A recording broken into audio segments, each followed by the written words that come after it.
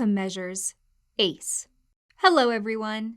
Today we're going to review how to use the ACE outcome measure to help understand your client's experiences with abuse, neglect, and other household challenges. Before starting this tutorial, make sure you've set up the basics of your TherapyNotes account and that you've enabled the Client Portal and Client Portal document sharing within the Settings section. There are two ways to send the ACE outcome measure to a client, either from the Outcome Measures tab in the library or from the Client's Portal tab.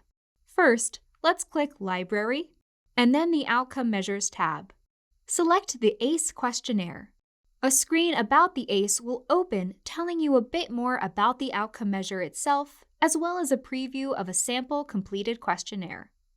Click the Share on Portal button at the bottom of the screen. This will then open a Share Documents on Portal dialog box.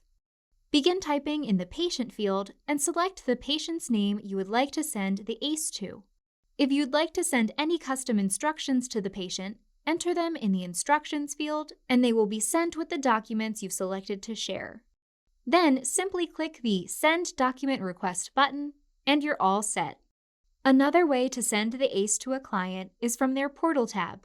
First, you will need to click the Patients tab, then select Patient Name, the Portal tab, and then Share Documents button.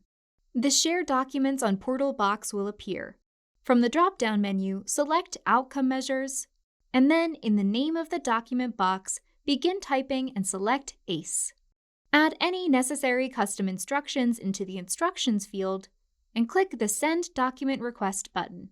Once the document request has been sent, the outcome measure will be listed in the patient's documents and portal requests with a pending submission status.